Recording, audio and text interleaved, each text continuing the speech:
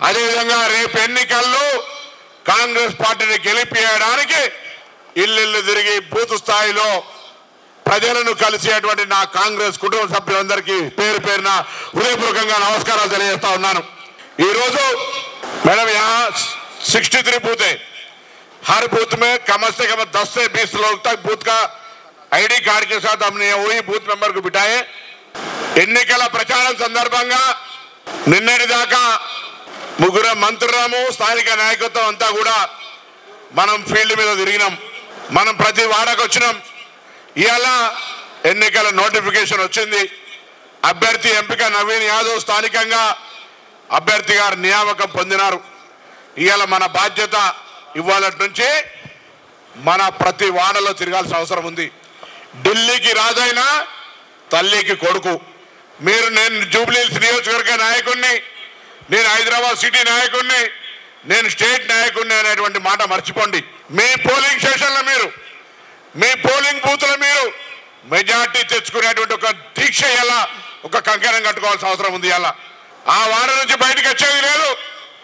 ఆ వార్డులో ఏమైనా కావాలంటే ఇన్ఛార్జీలు చూసుకుంటారు, కానీ మీరు అక్కడ ఓటర్లు పొద్దున సాయంత్రం కలిసి కాంగ్రెస్ ను గెలిపించమని అడిగేటువంటి బాధ్యత మీది। ఎందుకు కాంగ్రెస్ ను గెలిపించాలి? నేను చెప్తా ఉండు కేటీఆర్ ఆయన ఏదో 10 సంవత్సరాలు ఇక్కడ పనిచేసిందట, ఇవాళ ఇక్కడ ఓట్లయింది అని అడుగుతా ఉండు।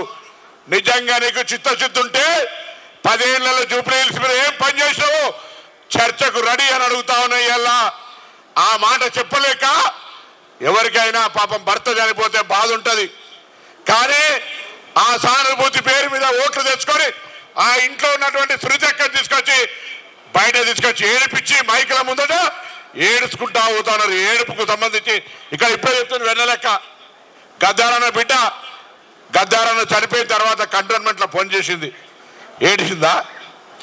ఇది ఎక్కడ రాజకీయం?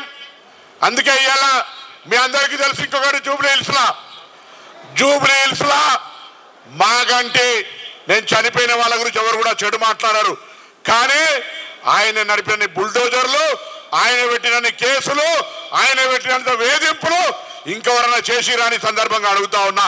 ఇవాళ మేం తప్పకుండా కాంగ్రెస్ పార్టీ మీ అందరి ఆశీర్వచనంతో ప్రజాపాలన నాయకత్వం రేవంత్ రెడ్డి గారి నాయకత్వం కాంగ్రెస్ పార్టీ నాయకత్వం వచ్చిన తర్వాత ఇవాళ మేము 10 సంవత్సరాలుగా ఇవ్వని రేషన్ కార్డులు ఇస్తా ఉన్నాం, 10 సంవత్సరాలుగా ఇవ్వని సన్న బియ్యాన్ని ఇస్తా ఉన్నాం, 10 సంవత్సరాలుగా 200 యూనిట్ల కరెంటు ఫ్రీ ఇస్తా ఉన్నాం, నా అక్క చెల్లెలు ఉచితంగా తిరగడానికి మహిళలకు బస్సు ప్రయాణం ఇస్తా ఉన్నాం, 500కు గ్యాస్ సిలిండర్లు ఇస్తా ఉన్నాం, తెలంగాణ నిరుద్యోగ యువతకు ఉద్యోగాలు ఇచ్చినాం, రాబోయే కాలంలో అందరికీ ఇందిరమ్మ ఇండ్లు ఇస్తాం। 10 ఏళ్లలో ఎవరికైనా ఇందిరమ్మ ఇండ్లు ఇచ్చిన డబుల్ బెడ్రూమ్ ఇచ్చిన జూబ్లీహిల్స్ లో ఇవాళ వాళ్ళు ఏమైనా మాట్లాడే హక్కు ఉందా? దయచేసి మీరు ప్రతి ఇంటికి తిరగండి, ప్రతి ఇంటికి ఓటర్లు అడగండి। దృష్టి మరల్చడానికి డైవర్షన్ పాలిటిక్స్ లా ఇలా ఓటు చోరీ చేస్తా ఉన్నాడు। ఓటు చోరీ మీద నినాదం ఎత్తుకున్నటువంటి నాయకుడు ఈ దేశంలో రాహుల్ గాంధీ। ఇలా భారతీయ జనతా పార్టీ టీఆర్ఎస్ కలిసి మేము ఉప ఎన్నిక వస్తుందని తెలియదు మాకు, కానీ ఉప ఎన్నికకు ముందే కుట్ర చేసుకొని ఏమైనా మీరు చేసి ఉంటే దాని మీద ఎన్నికల కమిషన్ దగ్గర చర్చకు మేము సిద్ధం, కానీ జూబ్లీహిల్స్ నియోజకవర్గంలో పని జరగలేదు, అభివృద్ధి జరగలేదని ఎక్కడ ప్రజలు అడుగుతారు అని దృష్టి మరల్చే కార్యక్రమాన్ని చేస్తా ఉన్నాడు, ఏడుపు రాజకీయాలను చేస్తా ఉన్నాడు। దమ్ముంటే ఇవాళ నీ సోదరి కవిత నీ మీద చేస్తున్న ఆరోపణలకు, నీ పార్టీ మీద చేస్తున్న ఆరోపణలకు, మీ అవినీతి మీద చేస్తున్న ఆరోపణలకు జవాబు చెప్పినాకనే జూబ్లీహిల్స్ ఓట్లు అడగాలని డిమాండ్ చేస్తా ఉన్నాం। ఇవాళ ఒక మాట మాత్రం మళ్ళీ చెప్తా ఉన్నా, మీరందరూ నాకు ఒక ప్రమాణం చేయాల్సిన అవసరం ఉంది।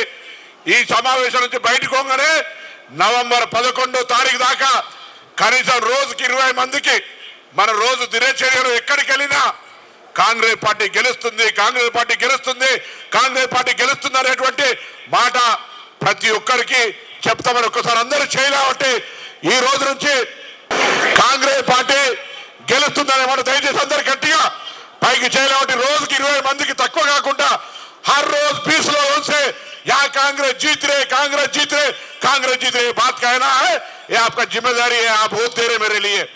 क्योंकि कंटोनमेंट का जनता వాళ్ళంతా కూడా హుషారుగా ఉండి అక్కడ ఒక ఉప ఎన్నిక వస్తే కాంగ్రెస్ అభ్యర్థిని గెలిపించారు। ఇక్కడ కూడా జూబ్లీహిల్స్ అభివృద్ధి ఇలా రావాలంటే కాంగ్రెస్ అభ్యర్థి గెలవాలి. నేను అడుగుతా ఉన్నా, 10 సంవత్సరాల అధికారంలో మున్సిపల్ శాఖ మంత్రి కేటీఆర్ గారు కృష్ణానగర్ నాలా ఎందుకు పరిష్కారం చేయలేకపోయినావు? జవాబు చెప్పినాకనే ఓట్లు అడుగు. కృష్ణానగర్ నాలా మొత్తం మునిగిపోతుంటే నీకు మున్సిపల్ శాఖ మంత్రిగా ఎన్నడూ పట్టించుకున్నటువంటి నువ్వు ఇలా ఏ ముఖం పెట్టుకొని ఓట్లు అడుగుతావో జవాబు చెప్పాలని డిమాండ్ చేస్తా ఉన్నా. అందుకే తప్పకుండా కాంగ్రెస్ పార్టీ హామీ ఇస్తా ఉంది, ఇక్కడ పేద ప్రజలకు అందరికీ రేషన్ కార్డు ఇచ్చినాం, ఇందిరమ్మ ఇండ్లు ఇస్తాం, అదేవిధంగా సన్న బియ్యం ఇస్తా ఉన్నాం, 200 యూనిట్లు ఇస్తున్నాం, అన్ని రకాల కార్యక్రమాలు చేస్తామనే మాట మనం చేస్తూ దయచేసి తప్పకుండా ప్రతి ఒక్కరు ఇవాళ ఈ మీటింగ్ నుంచి బయటకు వెళ్ళినాక ఎక్కడికి వెళ్ళినా, ఛాయ్ దాకా అయినా, వాకింగ్కి అయినా, ఇంకో దుకాణంకి అయినా రోజుకు 20 మందికి తక్కువకుండా కాంగ్రెస్ గెలుస్తుందనే మాట చెప్పాలని కోరుతూ అందరికీ నమస్కారం చెప్తూ, నవీన్ యాదవ్ యువకుడు, నేను ఇన్ఛార్జ్ మంత్రిని, కాంగ్రెస్ ప్రభుత్వము జూబ్లీహిల్స్ నియోజకవర్గాన్ని హైదరాబాద్ ఆదర్శంగా తీర్చిదిద్దే బాధ్యత మాదే. యువకుడిగా పూర్తిగా ఆశీర్వాదం మీద ఒకసారి గట్టిగా తప్పట్లు కొట్టి ఆయనకు ఈరోజు కాంగ్రెస్ పార్టీ గెలుపును మనం అందరం కూడా తప్పకుండా మన ప్రభుత్వం చేస్తున్న పనులకు వాళ్ళు ఇప్పటికే అసెంబ్లీలో ఓడిపోయి పార్లమెంట్లో 0 వచ్చి కంటోన్మెంట్ ఓడిపోయి దిమ్మ తిరిగే జవాబు మళ్ళీ జూబ్లీహిల్స్ ద్వారా మనం ఇవ్వాల్సిన అవసరం ఉందని కోరుతూ నమస్కారం చెప్తూ సెలవు తీసుకుంటా ఉన్నాను.